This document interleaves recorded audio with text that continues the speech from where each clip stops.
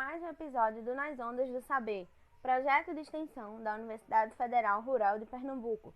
Eu sou Denise Vilaça e, juntamente com Matheus Torres, somos licenciandos em Letras. Em nossa equipe temos ainda a professora doutora Thaís Ludmila e a técnica administrativa Roberta Duarte. E hoje temos como convidada a professora Michele Franci, do Colégio Agrícola Dom Agostinho Icas. O podcast de hoje vai ser da área de natureza e o assunto será isomeria. Bom, olá pessoal, o assunto vai ser isomeria. Então, quando a gente fala em isomeria, primeiro a gente tem que entender o que é isomeria, ou o que são os compostos isoméricos. Os compostos, as substâncias isômeras são aquelas que têm a mesma fórmula molecular, porém, estruturas diferentes. Os átomos se organizam de maneiras diferentes. Dentre esse conteúdo, a gente pode dividir a isomeria plana, que antigamente chamava-se isomeria plana, mas é a isomeria constitucional, e a isomeria espacial. Aqui a gente vai falar sobre a isomeria constitucional, onde a gente observa a diferença dos átomos apenas com um simples desenho num papel. Então, os isômeros constitucionais, eles podem ser de cadeia, de função e de posição. Dentre essas características, a gente vai observar sempre aonde está a diferença. Então, aonde está a diferença é a classificação do composto que é isômero do outro. Então, quando eu tenho uma isomeria de cadeia, um composto que apresenta isomeria de cadeia, essa cadeia é onde está a diferença, que as cadeias podem ser abertas e fechadas.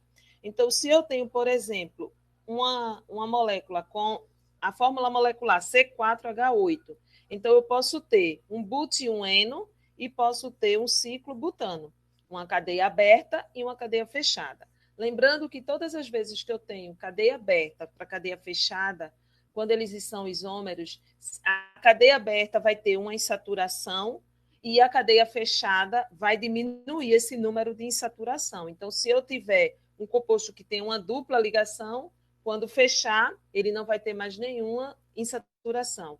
Mas, se eu tiver uma tripla ligação, quando eu fechar a cadeia, ele vai apresentar ainda no ciclo uma insaturação.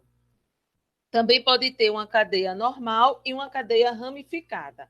A cadeia normal, eu posso ter um exemplo, C8H18. Então, eu posso desenhar um octano e também posso desenhar um 3-etil-hexano. Também posso ter homogênea e heterogênea. Daí você observa que quando eu tenho a fórmula C3H9N, eu posso desenhar propano 1-amina ou também N-metil-etan-1-amina. São compostos que têm a estrutura da cadeia diferente, mas pertencem à mesma função química, que é a amina. Quando eu falo de isômero de função, eu tenho grupos, eu tenho pares, e que vai ser bem fácil de observar. Então, quando eu tenho uma fórmula molecular C6H14O, então, nessa fórmula, eu posso desenhar hexan-3-ol, que é um álcool, e posso desenhar um etoxibutano. Quando eu desenho esses dois compostos, eu observo que um é álcool e um é éter. Então, os pares de isômeros que eu posso ter, quando eu desenho um álcool, é um éter. Um outro par de isômero que eu posso ter é, se eu desenhar um éster, eu posso ter um ácido, como no caso aqui, C3H6O2. Eu desenho um etanoato de metila, que é um éster, e o isômero dele é um ácido propanóico, que é um ácido. Então, o par éster mais ácido. E também vai existir isomeria de função quando eu tenho um aldeído e uma cetona. C3H6O. Tenho o propanal e a propanona. Observem sempre que álcool sempre vai me dar um par éter. Éster vai me dar um isômero ácido carboxílico. E um aldeído sempre eu vou ter um isômero cetona. Esses são os isômeros de função. Dentre os isômeros de função há uma particularidade, que é a tautomeria, ou isomeria dinâmica, que é quando existe um equilíbrio dinâmico entre os compostos, que é o enol e o aldeído, ou enol e cetona. Daí, quando eu tenho enol e aldeído, eu tenho aldoenólico. E quando eu tenho cetona e enol, eu tenho cetoenólico. Nesses dois casos, a gente diz que é tautomeria, mas essa isomeria está dentro da isomeria de função. Lembrando que ela é onde vai existir equilíbrio dinâmico. E existe a isomeria de posição. O que vem a ser a isomeria de posição? A isomeria de posição é aquela em que você vai observar a diferença de alguns substituintes, insaturações, grupo funcionais dentro da cadeia carbônica. Então, quando eu tenho a modificação do substituinte, ou também chamado de ramificação, no exemplo C7H16, eu posso ter o 2-metilhexano e posso ter o 3-metilhexano, onde a diferença está no substituinte, também chamado de radical, que está no carbono 2 e está no carbono 3, para cada estrutura que eu falei, 2-metilhexano, 3-metilhexano. Também pode haver uma modificação da localização da insaturação.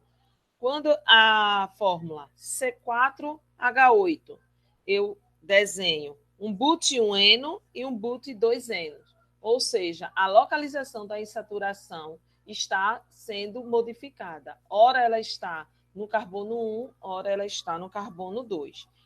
E, por fim, a isomeria de posição quanto ao grupo funcional. Quanto ao grupo funcional, eu posso ter isomeria de posição quando o grupo que identifica aquela função está mudando de lugar. C5H12O, eu posso ter penta-1-ol ou posso ter penta-3-ol. Ambos são álcools, mas o grupo funcional, que é a hidroxila, que identifica o álcool, está no carbono 1 para o penta-1-ol e a hidroxila está no carbono 3 para o penta-3-ol.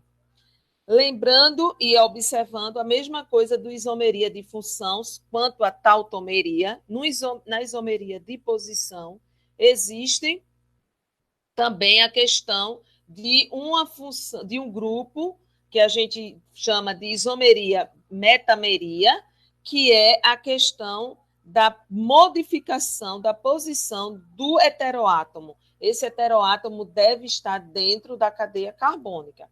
Então, eu posso ter metameria quando eu tenho o éter, quando eu tenho o éster, quando eu tenho amina e quando eu tenho amida. Porque essas funções, elas possuem dentro da cadeia carbônica um heteroátomo.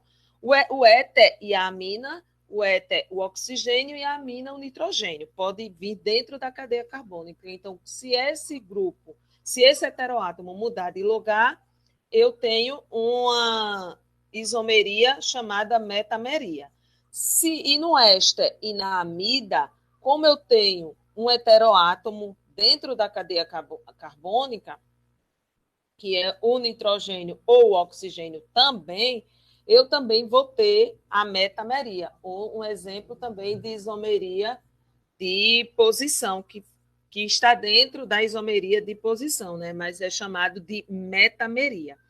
Esse conceito e esse assunto sobre isomeria é a introdução para que a gente compreenda a isomeria espacial e aí como os medicamentos, as substâncias atuam na ação farmacológica de muitos medicamentos, porque a partir dessa isomeria, desse arranjo, é que a gente entende que a estrutura foi modificada e com ela modifica as suas propriedades químicas e físicas.